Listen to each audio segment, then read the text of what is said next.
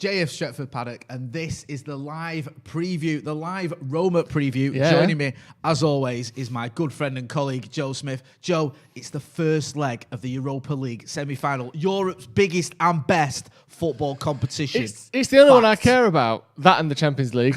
But other than the Champions League, which I care about infinitely more, this is the biggest. Yeah, other than the Champions League, it's the best one. Yeah, and the Intercity Fairs Cup that Roma have won in the past became He's the got UEFA Cup, became the Europa League. That is the trophy we all want to see.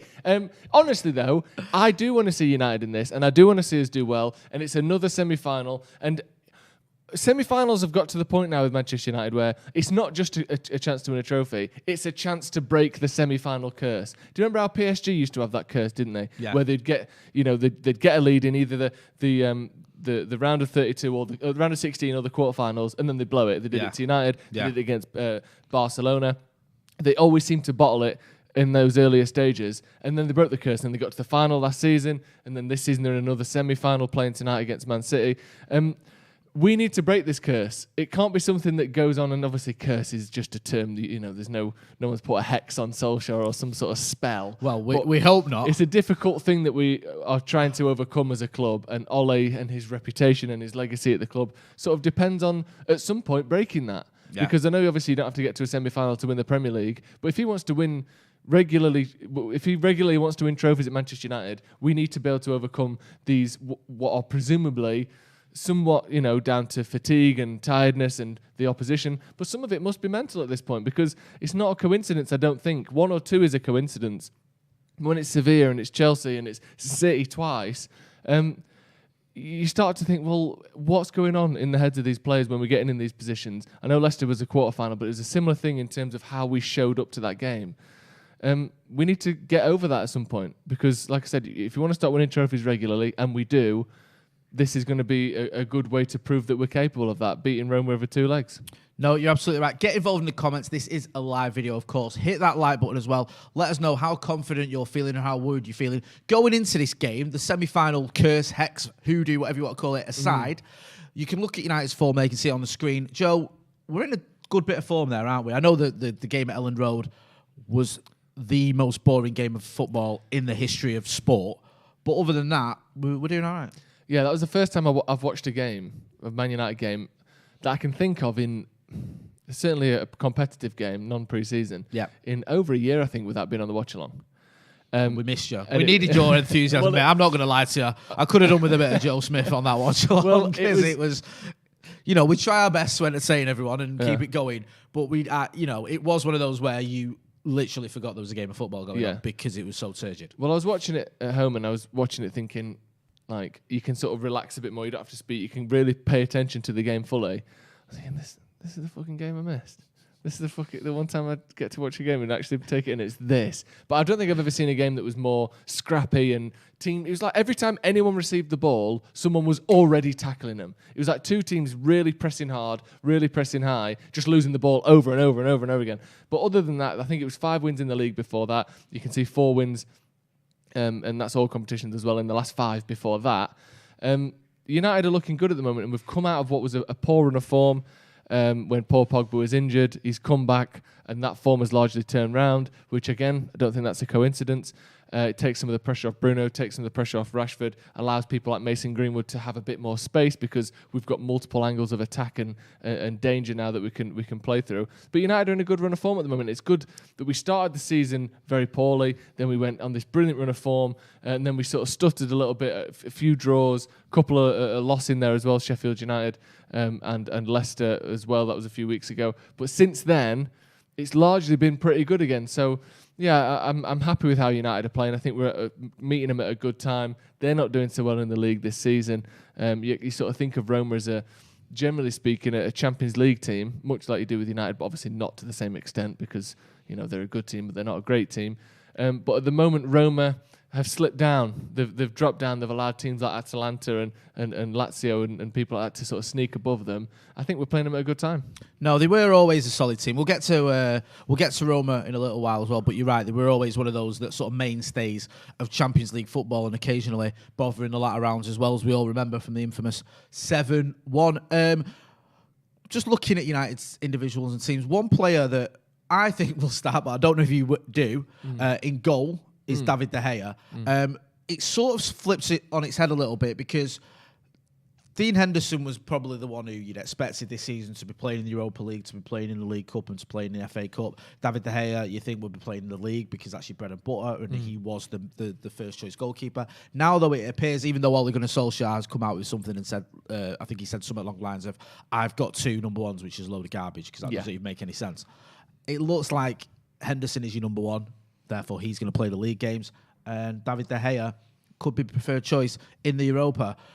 What do you, 2 questions really, what do you make of swapping your keepers around for the cup competitions, especially late in the day? And do you think David De Gea is the right man for the Europa League? What do I make of it? I think it's a reflection of how the goalkeepers have played this season. I know Henderson's had a couple of shaky games last month or earlier this month where he looked a bit like he was too eager to please and to impress.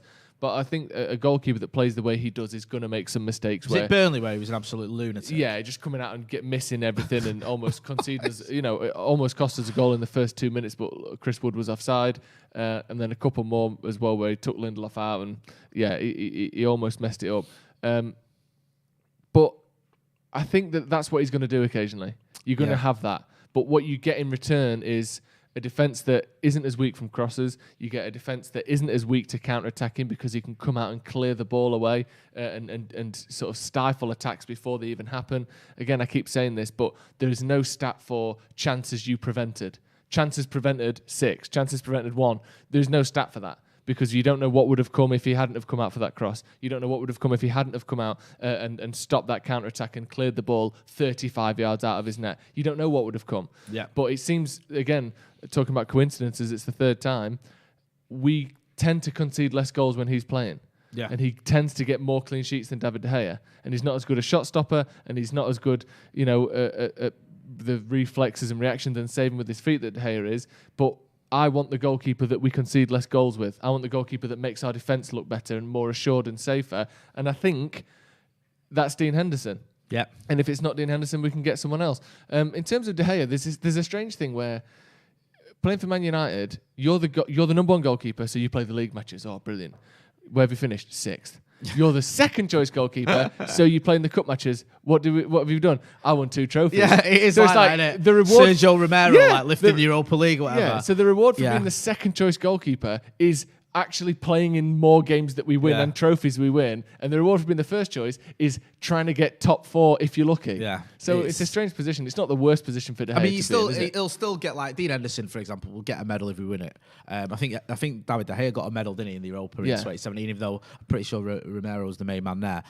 But no, I get what you mean. Like, who's going to be playing in a final, a cup final? The 2nd choice goalkeeper. Yeah. Who's going to be playing in, You're sat on the bench watching them win the only trophy they win this season going, so glad I'm the 1st choice keeper, me. It's like, wait a sec, he's the one who's fucking played. He's the one who's... Why is he lifting the trophy? I'm the 1st choice keeper. Was it Real Madrid once who was it? I can't remember if it's Casillas or someone else. Like they changed goalkeepers in terms of like they did the same thing, but their reserve goalkeeper, 2nd choice goalkeeper, won the Champions League because he was their 2nd choice in the cup competitions, which was the Champions League. Yeah, it's all very strange, but it kind of makes sense. And listen, I don't lose any sleep if either of those goalkeepers start. I prefer Dean Henderson, but I think David De Gea is still a very good goalkeeper.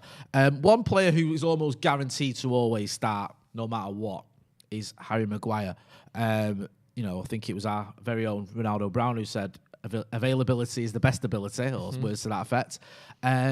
You can see the stat there. He hasn't missed a single minute of the last 71 Premier League games. I know this isn't the Premier League, but it kind of proves a point. I think he's on course to break Gary Pallister's record. He's levelled it, hasn't he? Has he levelled it, right? Yeah. So if he kicks a ball against the Scousers, then he's laughing.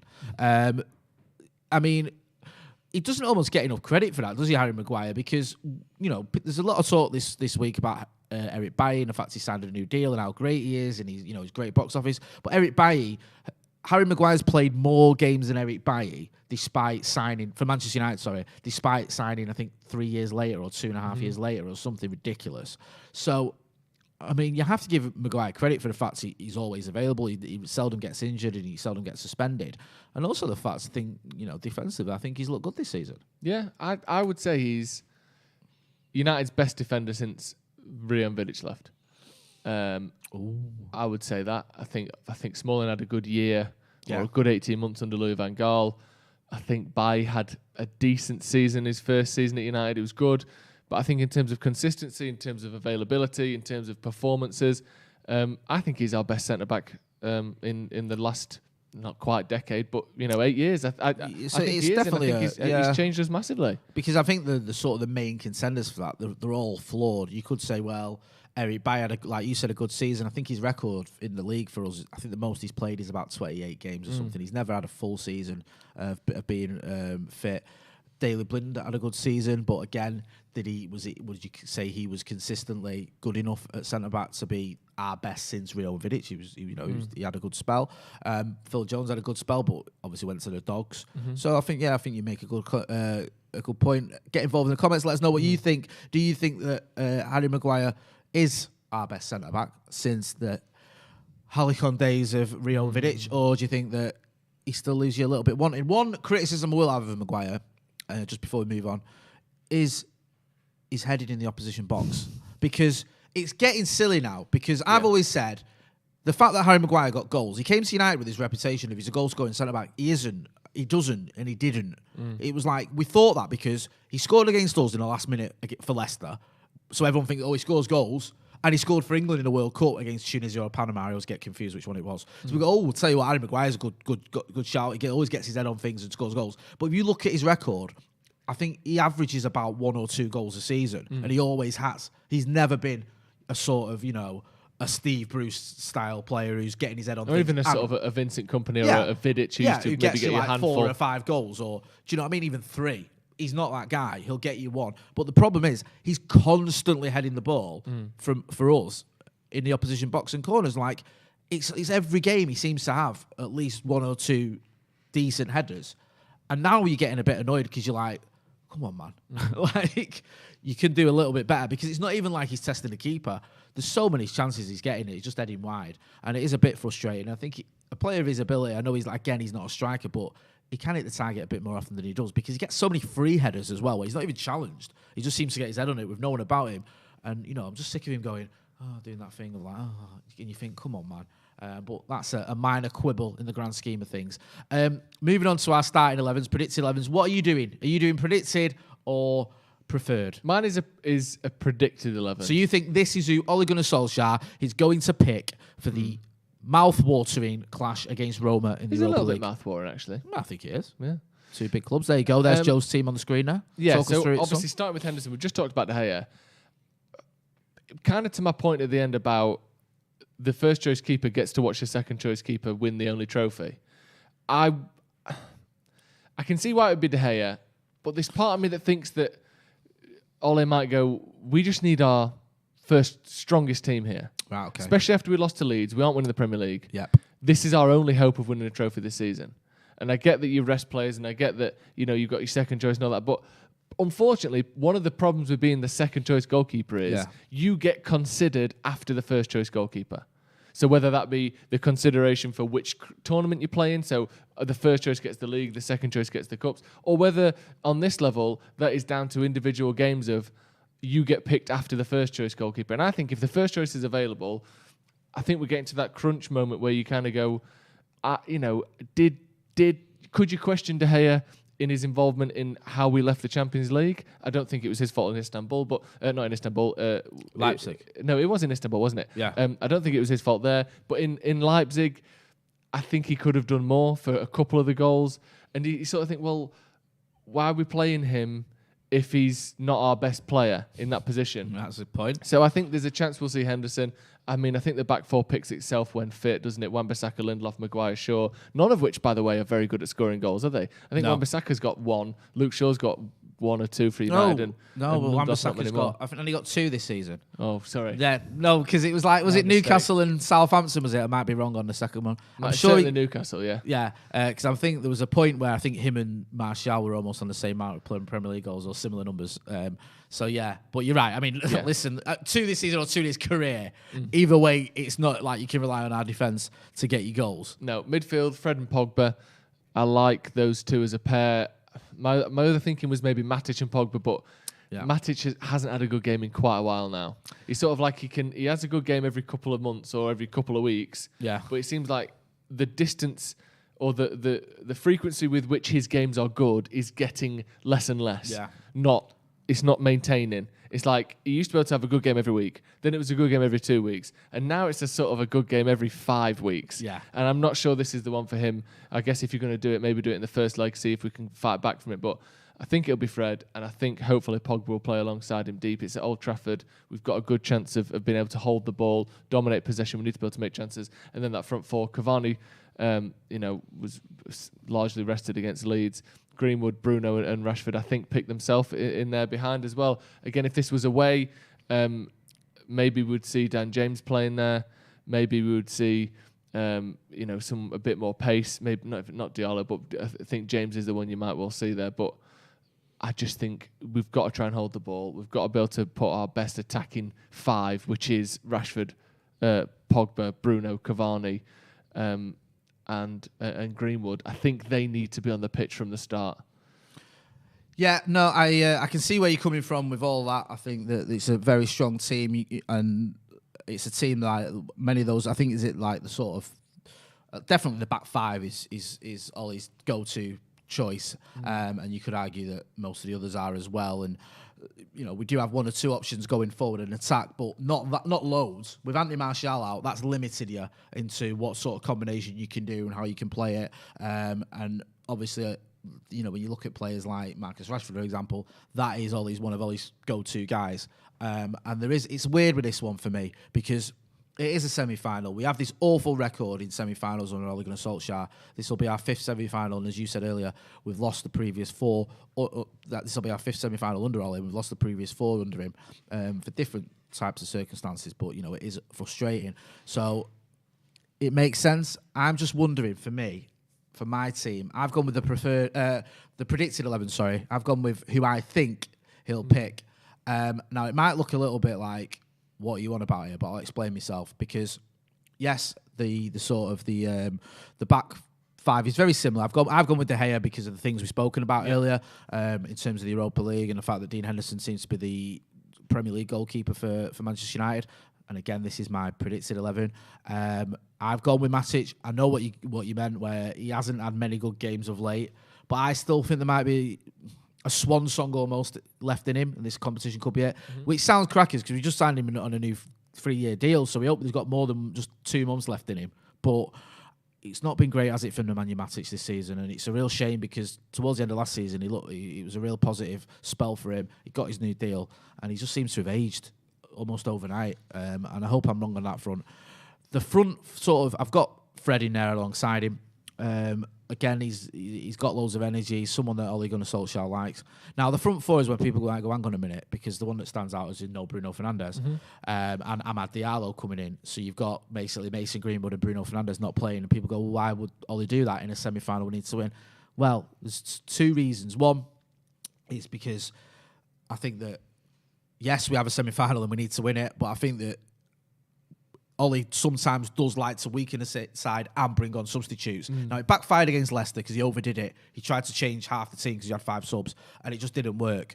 But I still feel there might be a bit of that anyway. He thinks, okay, things aren't going my way, or I can just play 45 with this and change things up. And secondly, we've got a massive game on Sunday against the Scousers, where if we lose that game and City win the league.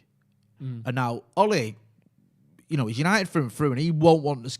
We're not going to win the league, but he won't want it to happen by getting beat at Old Trafford off the Scousers. So he's still, I think, going to have a little bit in him where he's going to go, I need someone who's fresh, one of my main players who's fresh. And if you play, and you may well do this, but if I play Bruno, Pogba, Rashford, Cavani, and Greenwood, all my players are going to be a little bit fatigued. I need at least 1 or 2 of them who are feeling a bit fresh. That's the only thing I'm thinking. I may well be wrong, and Ole may just say the priority, as you said, is getting through this semi-final, getting a good start, that we're going into the second leg with it almost job done. But I just feel that he may take a bit of a gamble, especially with the second leg as well, and especially with Manchester United's away form, the way it is. We're just imperious away from home, a bad result away from home for us is just drawing. We're on this amazing run. So I just wonder whether those factors could come into Ole Gunnar Solskjaer's mind, and whether he will just look at it and go, Liverpool coming up, I I've got a second leg. I can make subs.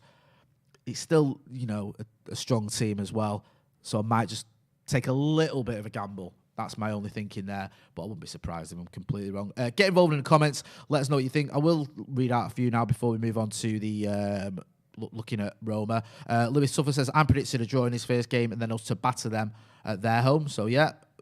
Oh, God, imagine if it's a draw tomorrow. Everyone will lose their mind, won't they? Me included. Well, like the Milan one, isn't it? Oh, God. Everyone's like, oh, that's it then. Yeah, that's it that. then. Well, that was nice while it lasted. Yeah. Ollie out. Someone else saying, Hodgie says there's no way that Bruno won't play.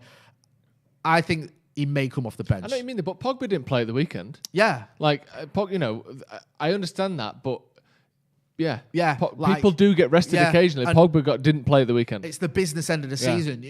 Those of us who are old enough to remember, like when you go back to the 99 season, players were coming in and out of that team towards the end constantly. Now, you had a sort of core of 7 or 8, but you would have the sort of, like Nicky Butt wasn't always a regular. Well, there's that thing, isn't there? That Phil team, Neville wasn't always a regular. The team you imagine as the Solskjaer wasn't. As the team in '99. Yeah. The Schmeichel, Neville, Johnson, Stam, Irwin, etc. Giggs, Scholes, Keane, Blomqvist, was it? Yeah. Jesper Blomqvist played 41 games that season. And then York and Cole. That team started one game together all season. That's mad. That 11 started one game or maybe 2, but but 1 or 2. No, you're right, because for that 11 for the final, rotation is massive. Yeah, you had Keane and Scholes out. Yeah. So I think Fergie thought, right, I'll play Nicky Butt. And did he move Beckham in at the middle? I can't remember. I've got Giggs, I've got Blomqvist who came in, who actually played about 40 odd games. Yeah, you had to mix it up. Then you look for the FA Cup final, for example. I think Phil Neville played in that. I think Keane got injured early on, but wasn't in the squad because you had to. Yeah, go on. You couldn't risk him. He said, "I can't risk you because if you get injured, I've got no Scholes. Keane, I can't have no Butt against Bayern Munich in the Champions League final." So it was always mixed up. And like you say, Sheringham started the FA Cup final. Yep. We always look at Teddy Sheringham as having a fantastic season in 98-99. He barely played. Yeah. In March, the rumours around the campfire were that he was going. Yeah. It was his transfer to United hadn't worked out, and he was surplus to requirements. Ollie was almost moved to Spurs during that season. So it is the squad was sort of paramount there, and it's probably the greatest display by a manager using his squad in the history of English football. Yeah, exactly. Just to clarify there, the midfield that I was touting is like the one you think of, not Blomqvist, it's Beckham, Keane, Scholes. Oh, sorry, Giggs. right, yeah. Obviously, that's the one you think of in your head. Yeah, but that team played one game together. That's mental. So we can't. I think I agree that yes, Bruno's probably going to play. Yeah. But we need rotation, and you need this player comes out, this piece comes out, and you know that Ole will have said. I know Pogba came on against Leeds, but he will have said before the game, you're starting against Roma. You're starting on the bench. This is how. And maybe as a result of that, Bruno might not start because we need him against Liverpool. He might do the Fergie thing you've seen in the Class of '92 documentary where Gary Neville says like Fergie when he said to you, said, I've got a game for you in 3 weeks. I need you fit. 3 weeks time, you're my guy. So you stay fit because you're the main man in 3 weeks. And Gary Neville be thinking, yeah, great. And he think, hang on a minute, does that mean I've just been dropped for 2.5 weeks? Or am I? It does, like, it does. Or am I that important? No. No, you're just out. And it's a nice way of saying it, isn't it? Rather than saying you're not playing for 2 weeks, you're going 3 weeks time. Right. Tell you what, that Crawley Town FA Cup game. Yeah. You're my man. That's the one. Your man marking the whole team. Yeah. That's you, son. Get involved. Let's talk about Roma, shall we? Let's talk about Roma. Our old rivals, eh? They're shit. Yeah. You might say that. I think the seventh, are they? They're seventh. Seventh in Serie A, which isn't that good, if we're being completely honest, because Serie A... Give us the teams who are above them. Well, Lazio are above them. Milan, Juventus, Napoli, Atalanta are second, and Inter Milan, which is basically United reserves. Inter Milan have won the league by a mile. Yeah, won the league by a mile. Yeah. So you look at the gap as well from 7th to top, there's 24 points in that. So it's not like sometimes you can be 7th and you'd be like 9 points off the top. No, these are 24 points off the top. So you're not remotely involved in the title conversation. 10 points off we're 10 points off top, aren't we? Against, behind a much better team, City, and much better than Inter Milan. Yeah. So if you're going to try and use a bit of logic there, it isn't a great... It's not a vintage Serie A season, and this isn't a vintage team in it. But, it is the quarterfinals of a European Cup competition. Or the semis even. Oh, sorry. Did I say quarters? Sorry, the semi-final. Yeah, we just spent 10 minutes or 20 minutes talking about a semi-final, and I've already got it wrong. Apologies. It is the semi-finals of a cup competition. So the old adage, there's no easy games in this stage, Joe. Although looking at that, you can forgive us for being a little bit confident. I mean, they've just lost to bloody Calgary. Yeah, but you look as well, though, they've just beaten Ajax, who, correct me if I'm wrong, are...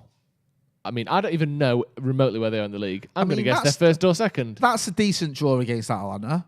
Yeah. But Calgary are 17th. Torino are 16th. Yeah. So they're struggling. And they're Ajax are top of the league by miles. And they've just beat them. So all right, then, it's hard to sort of maths your way through it. It's going to be difficult because they're going to make it hard. Yeah. It's not, I know we've beaten AC Milan, who are ahead of them this season. Yeah. So, again, if you sort of look at it maths-wise, we should beat them. And we should beat them anyway. But it's a semi-final of a competition. We seem to have a problem in that area. Sevilla, again, I know they had pedigree in the Europa League that Roma don't, but they weren't top of the league when they beat us last season. It's difficult games. Someone making a good point. Lerone Fernando in the in the chat says they rested a lot of their players in the last match because they have nothing to play for. Kind of makes sense. Yeah.